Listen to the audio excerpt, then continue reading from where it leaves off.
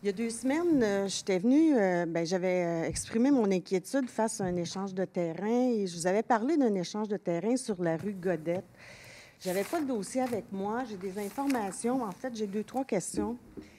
Il y avait eu dans ce dossier-là une résolution en novembre 2007 pour demander à la MRC l'autorisation de réaménager un cours d'eau. Cette résolution-là mentionnait bien que les coûts du cours d'eau et la création du lac seraient aux frais du promoteur, soit les habitations Régent-Roy. En janvier 2009, vous adoptiez une autre résolution dans laquelle vous autorisez la signature d'un protocole d'entente pour les travaux d'aménagement du lac et du cours d'eau. Cette résolution-là ne fait aucune mention des coûts des travaux, ni de qui était pour assumer ces coûts-là. Donc, le 7 mai 2009, il y a la signature de ce protocole d'entente, d'ailleurs, que j'ai fait sortir ici au coût de 35 36 cents la copie, Monsieur le maire. C'est pas de l'accès à l'information, c'est du blocage à l'information, à mon sens.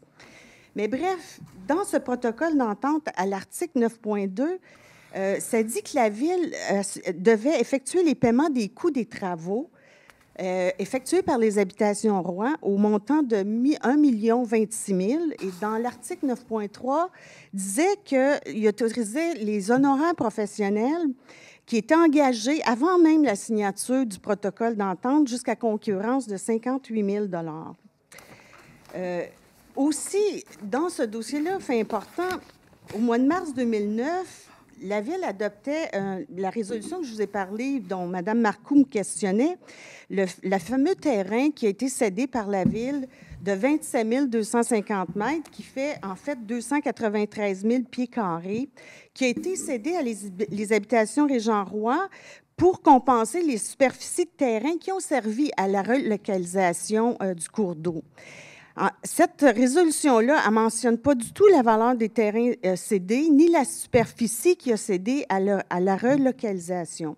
Bref, il y a eu l'acte de vente, la cession qui a été faite, et c'est là que moi, mon questionnement aujourd'hui, parce que M. Fortin évaluait ces terrains-là à 1,35 du pied carré, on a sorti 2 actes de vente qui ont été faits 6 et 8 mois après. Une partie de ces mêmes lots, le même secteur, et les coûts étaient de 13,77 le pied carré et 13,99 le pied carré.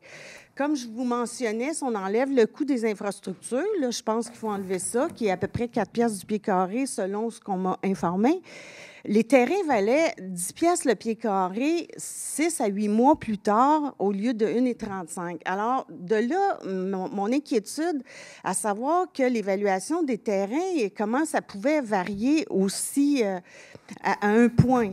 Et puis, si on regarde, si l'évaluation est juste, et je l'ai fait vérifier, M. Delbecq, par d'autres personnes, je ne suis pas une spécialiste dans le domaine, et on m'a dit qu'en effet, ces terrains-là auraient plus une valeur de 2,9 millions et non de 396 000, comme M. Fortin le prétendait. Donc, l'autre étrange affaire dans ce dossier-là, c'est que la Ville a assumé les coûts des infrastructures alors que normalement, c'est les promoteurs qui assument ces coûts-là.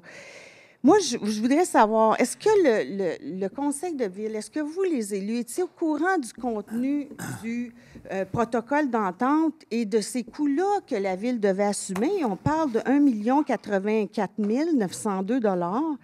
Pourquoi le promoteur a été compensé pour des terrains, alors que la Ville a repris le lac, a repris le cours d'eau, en fait, a repris des terrains qui étaient déjà un fardeau pour le promoteur. En soi, c'était un cadeau. Alors moi, je ne comprends pas qu'il y ait eu cet échange de terrain-là pour le compenser, un échange qui a été de 3 millions, plus le 1 million de coût du terrain, des travaux que c'est lui qui devait payer. Et pourquoi les infrastructures ont été faites par la Ville dans ce dossier-là? C'est mes questions. Alors, est-ce qu'on a quelqu'un qui est capable de répondre à cette question-là immédiatement? Ou... Bien, moi, je peux répondre juste une partie là, du questionnement parce que je n'ai pas le protocole d'entente entre les mains. J'ai posé des questions suite à votre intervention la dernière fois. J'ai le document, la résolution du Conseil, puis j'ai les documents qu'on avait entre les mains quand on a pris la décision. Je n'ai pas le protocole, comme je l'ai dit. La réponse que moi j'ai, c'est que la superficie des terrains, il y en avait pour 239 410 pieds carrés, qui était évalué à plus ou moins 395 000 $. Et l'autre terrain de la ville, lui, il y avait 293 335 pieds carrés, évalué à plus ou moins 396 000 $. C'est une recommandation de M. Despelteaux. On a l'évaluation également de Baillargeon, Bergeron et Deneau. Mais le protocole d'entente, je ne l'ai pas. OK. Donc, je comprends que personne des élus a vu ce protocole d'entente. Oui, on l'a vu. On l'a vu, pas. mais je vous dis que je ne l'ai pas entre les mains ce soir. OK. Je ne pensais pas que la question là, était si loin que ça, mais oui, je l'ai vu, moi. Mais je ne l'ai pas ce soir. On va fait que je revenir, m'embarquerai pas Mme dans Métic, ça. l'explication Parfait. de ça.